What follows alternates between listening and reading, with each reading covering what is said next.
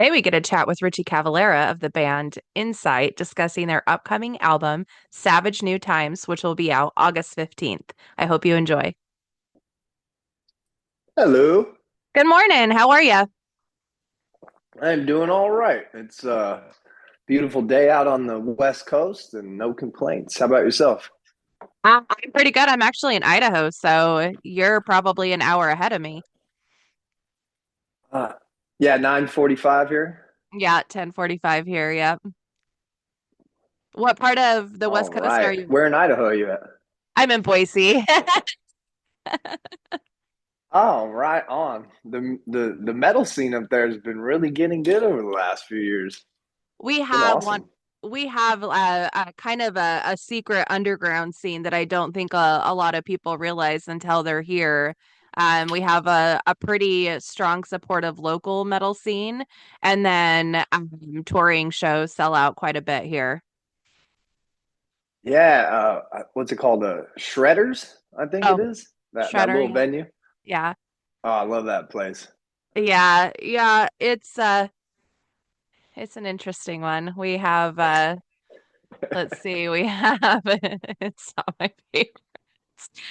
But we have like the Knitting Factory and the Revolution Center are the two that have the most like metal shows. Shredder does do a lot of metal shows as well, but yeah, there's Yeah, just that knitting factory is really nice too. I'm out of I'm in Huntington Beach. I've been here for okay. 3 years now.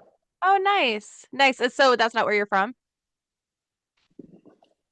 No, Arizona, born and raised, and then moved out here 3 years ago with my girl, and we're just yeah enjoying this. It's cool. Um, it's very quiet. Like we're only an hour and maybe 20 minutes from LA, but it seems like its own like small town little world. It's really cool. Nice, nice. So with you being in yeah, closer to LA and obviously just in California in general, where there's so many different places that you can play, do you guys play there often? Um, Usually it's on every single tour because it is LA or Anaheim and such. So that is the nice part. We definitely play here more than we were Phoenix. So Yeah. uh, just more opportunities out here. I mean, you can drive an hour any which way and have a whole different crowd and venue and everything. So yeah, the opportunities are great out here. It's definitely good for being in a band. For sure. Yeah, makes sense. Anaheim, you guys playing at Disneyland?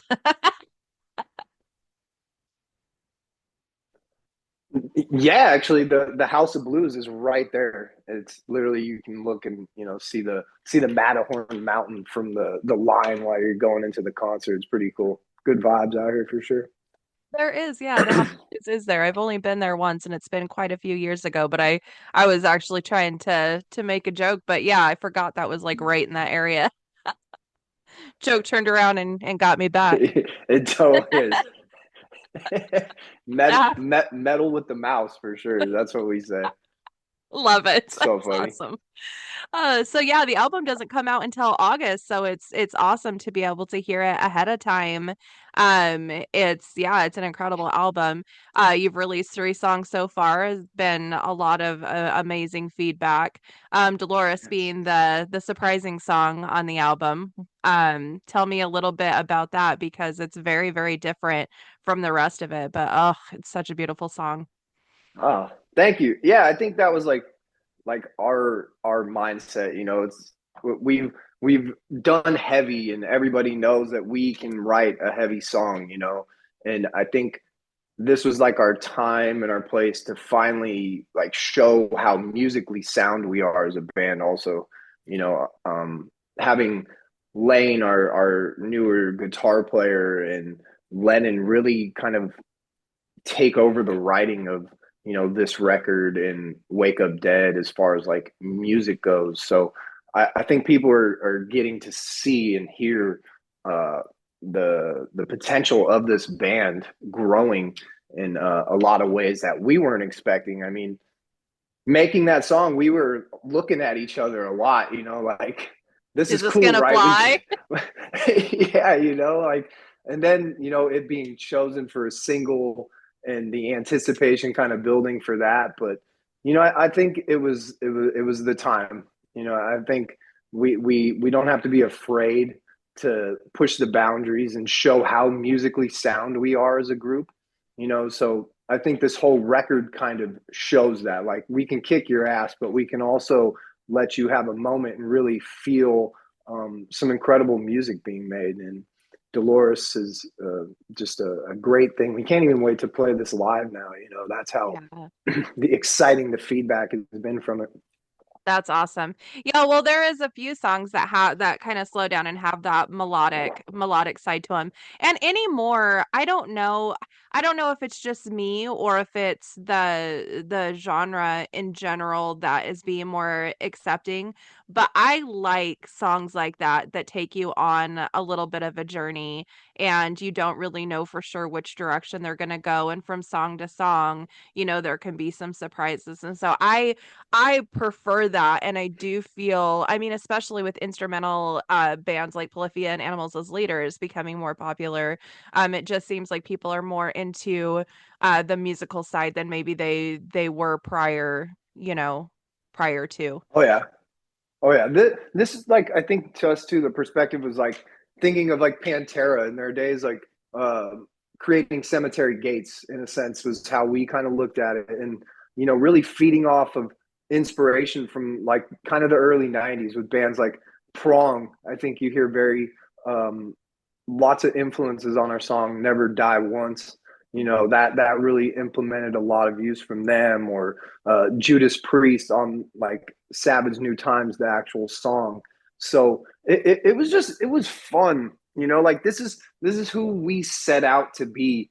When Lennon and L joined the group, we really had a battle with a former guitar player, like, about writing and direction, and he was just very boxed in on his style and what he could do. So now, removing that issue and creating fun again in the band and a great camaraderie, it's just like making this music create out of us that we're so excited about this direction that we're going to. I think it really started on Wake Up Dead with like Mental Destruction, where we introduced an acoustic guitar intro, and now it's like, now we have piano intros and 12-string guitar breakdowns, and it's just so much better for the listener, for us as a band.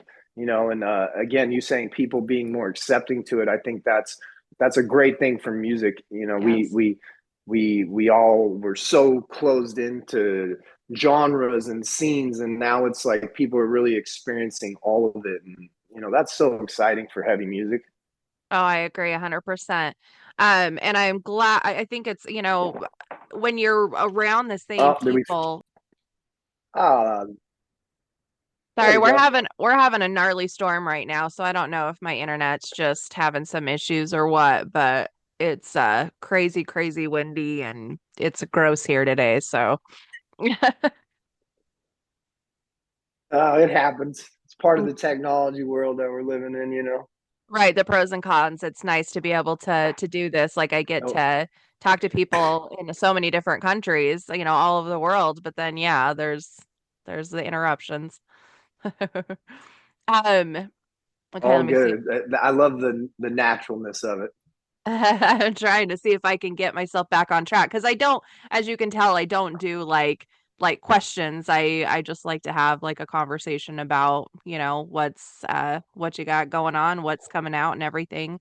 Um so yeah, it's a little bit hard to get back on track when something like that happens. That's my favorite.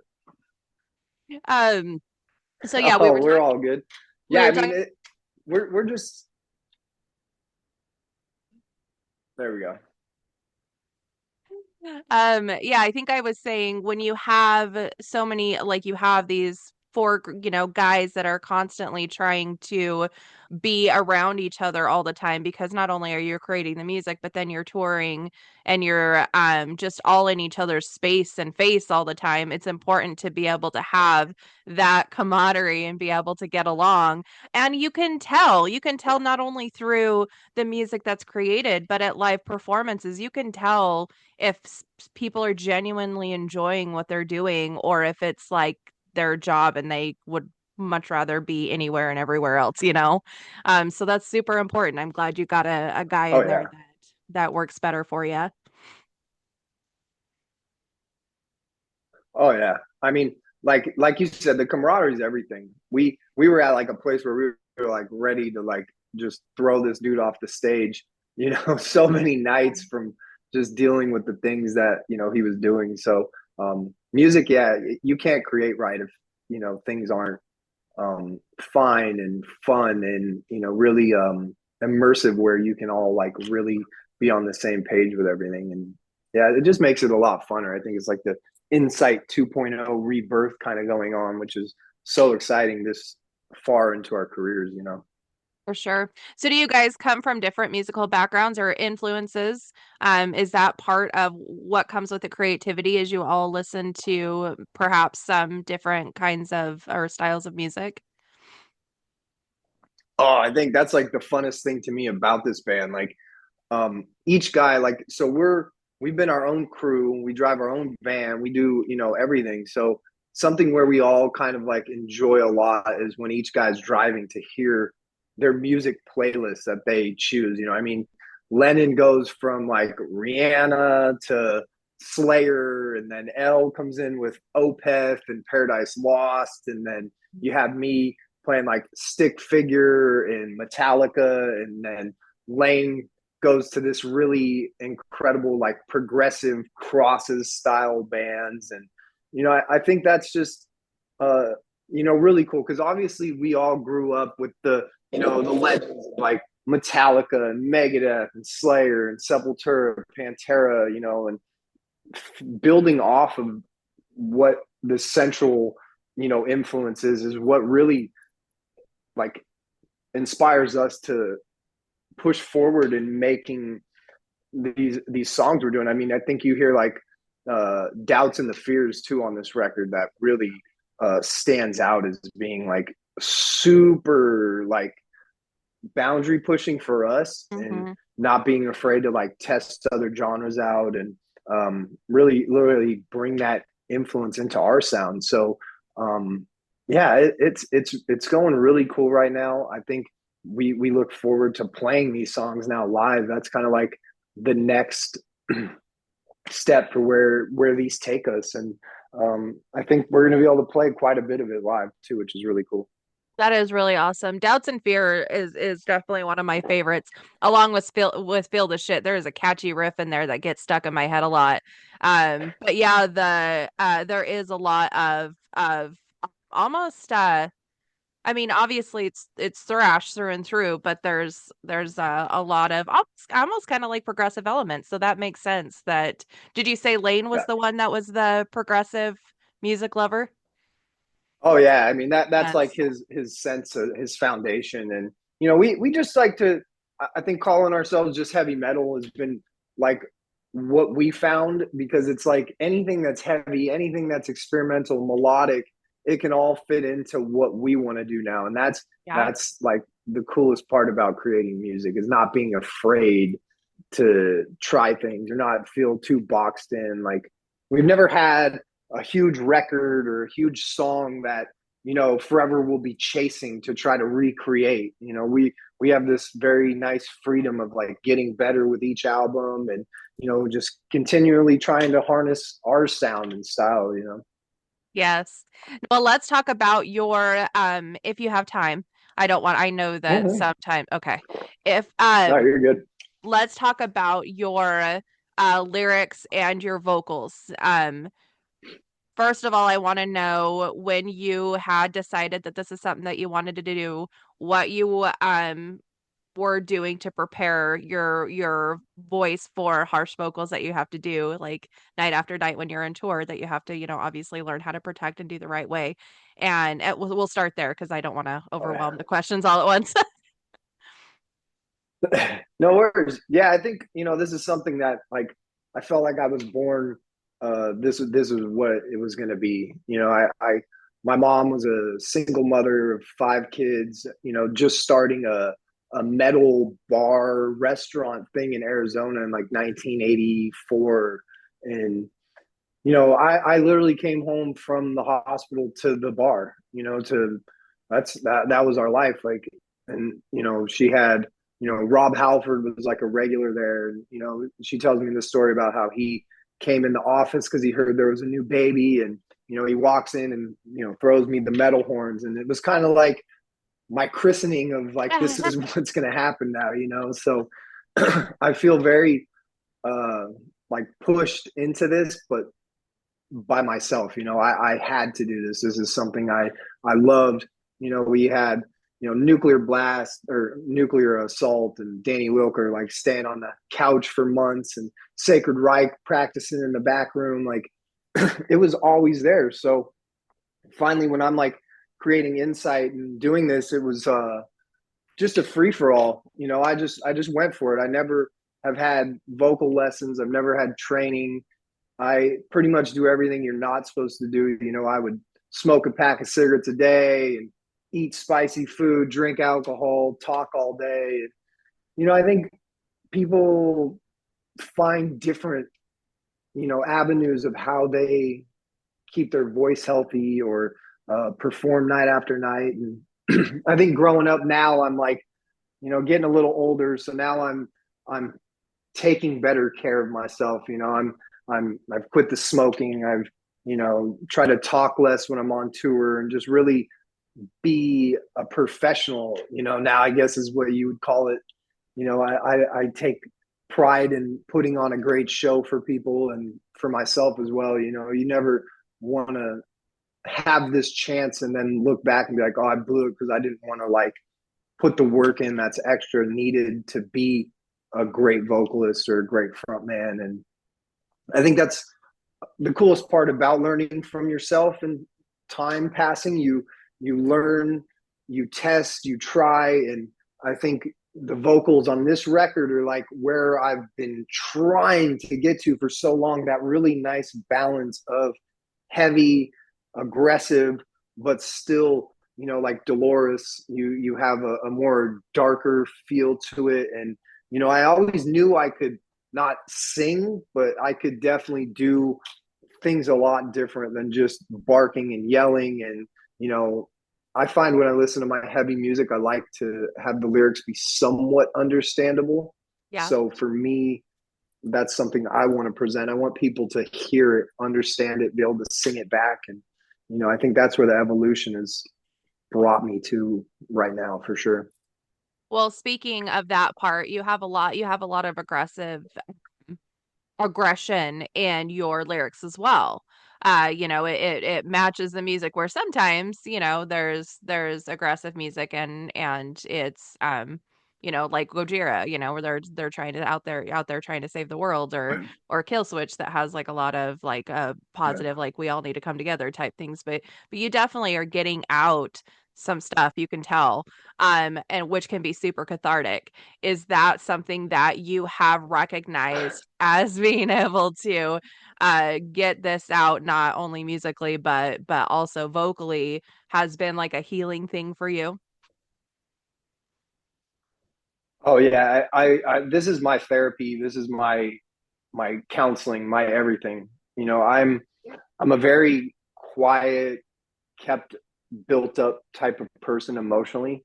So I've found that building up between each record really gives me the fuel and like real fuel. I don't have to sit here and go through these years and then get to the recording and then think of these things as these things are happening to me. I've always been big to like write down lines or words or lyrics or anything, emotions that I'm going through. And, I don't, I'm not like a victim, but, my life has definitely not been just peachy and roses. I had a deadbeat father. I've had mental health with siblings. I've had a brother that died. I've had divorces that I've went through, or divorce that I went through. I've had stalking and harassment online. I've had just everything I think that people experience in a normal life, and bills and all that shit. So I've rather than be like an asshole on the streets or a piece of shit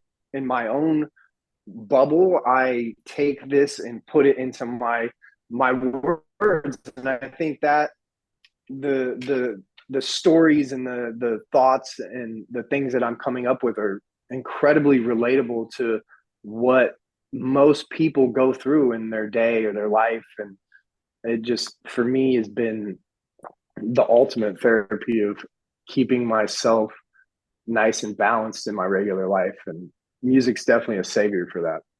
Yeah, yeah, absolutely. Now, with that, because they're so relatable and they're so heavy, I like to ask people who have lyrics like this question. What do you do to try to protect yourself from other people's um trauma? It's called, it's called secondary trauma. What do you do to try to keep yourself from carrying on somebody else's story that comes to you and is like, "Hey, your song helped me through blah blah blah blah blah," and now you're carrying, their heaviness. How do you protect yourself? Yeah, I think I was bad with that. I was really bad with that for my youth and my early 20s. I was a big person. I thought I could save everybody, and always tried to be that person, to always come to the rescue or feel bad if I didn't do enough for someone. And I think that just kind of comes as you age, and you go through more experiences and hard times, maybe where like someone you really loved ended up treating you really badly. I think that's where you kind of learn to shift yourself into your own, feelings, and becoming more self-aware about what you're absorbing. And I think that's the cool thing with, I think, our generation of people is we're the first ones that are kind of like being about self-love and self-help, and not having to save the world every minute of every day. I think that we're finding out that there's a lot of things that humans can do to better themselves physically, mentally, emotionally. And I've been very fortunate to have incredible people along the way that have come in to kind of open my eyes, or even if they were a shitty person, they opened my eyes to be like, what, I don't have to be like that, but I don't have to be the person that saves everyone all the time. So that's been a cool transition about growing up, that I've felt. And um, maintaining lyrics being personal to myself now. Yeah, I love that. So what are some things outside of the music that you do for self-care, whether you are on tour or at home? What are some things that you do, yeah, for your like mental health outside of music, obviously? You know, I've found like the ocean was something that really drew me into being like a peaceful setting, and I also did, like counseling and therapy, and I go and get massages, and me and my fiance, we do like tarot readings and crystals and all this kind of stuff. I think that I may have in the past just kind of laughed at, and I think we all kind of grew up with them grandparents that were real thick skinned, tough, do your damn job, suck it up type of way, and finally, you can meet these people that kind of shift your mindset and open your eyes to seeing how much more is out there. And, again, just taking care of yourself. So we do lots of hikes and bike rides, and, just sometimes just hopping in the car and just driving, and Yeah. you'll listen to music and laugh. And, that can be such a cleansing experience, the car and music and all that. And, yeah, I just think, yeah, it's gotten so much better. And I've learned to like not be so pressurized on myself, and just enjoy what's happening in life, and not taking it for granted. That's for sure. Yeah, I always like to say live and not just exist. And sometimes we have moments in life where we are just existing because it's that just survival mode, And then when you're able to really like live and Oh yeah, definitely. appreciate all the things, then it can be a pretty amazing thing. Yeah, it's getting a little Doing it spotty. again. Oh goodness, I'm so sorry. Well, I will ask you, Katie, are you hearing me okay? Oh, it's okay. Okay. Yeah, there we go. Oh gosh, I hate when this happens. Um, I also was curious about like a full circle moment since you've been in this world, like you said, since birth. Have you had any full circle moments of when you were younger, you were like, "Oh, that's crazy. That is something that like I thought about when I was younger, or that's something that um like even like you mentioned Rob Halford, like any kind of like, yeah, full circle moments there. I'm saying that weird, but Yeah, yeah. I when I was young too, like maybe 6 or 7, I started a band on my block with just like some kids on the street, and the first song we ever wrote, kind of, I guess call it wrote, was called "Up in Hell."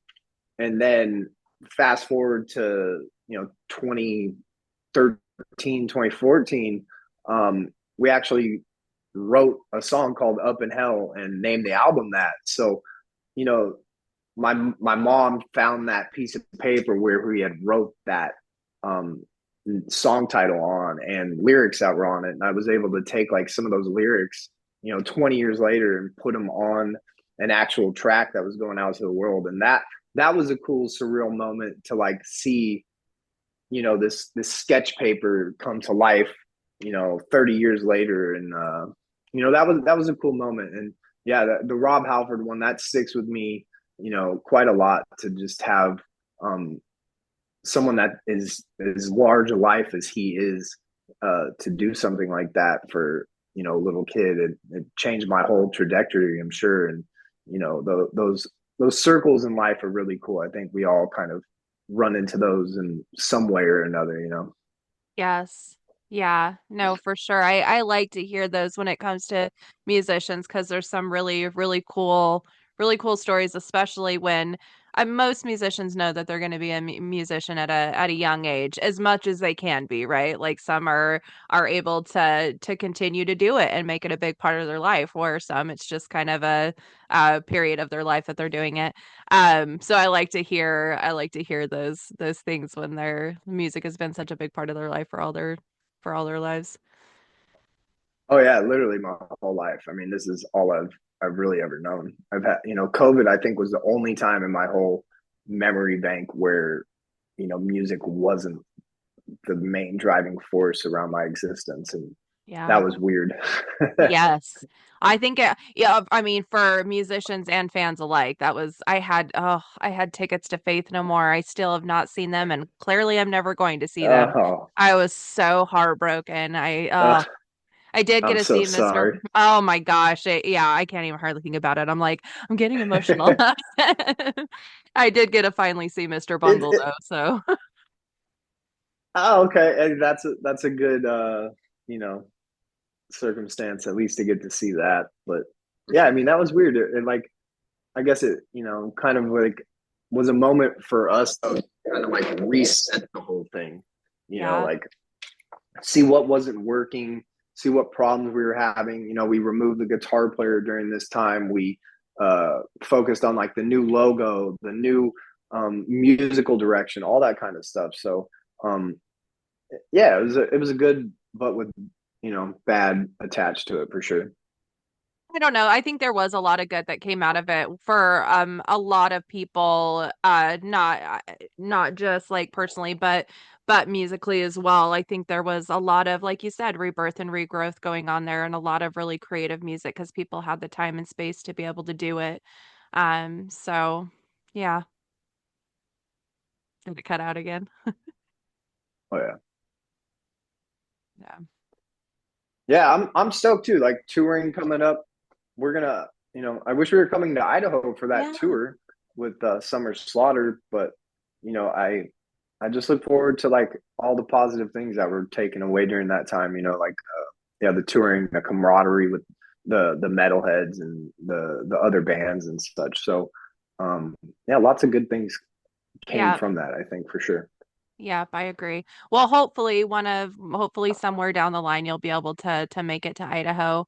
Definitely would like to check you guys out live. It seems like it would be a pretty high energy show, and I love that.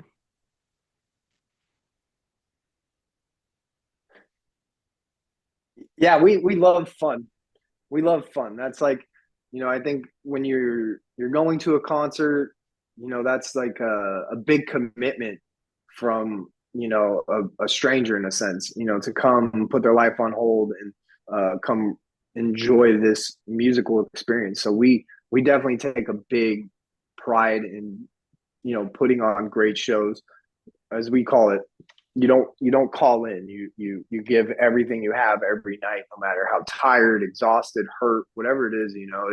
It's always about um, understanding what people go through to make it to these concerts and what's going on in their lives. So for us, it's an easy sacrifice to make these things happen and give everything you have. Because if you're going to be gone away from your home, away from your family, you might as well go all in, Yeah. and for us that's how it's always been. So our shows are very fun.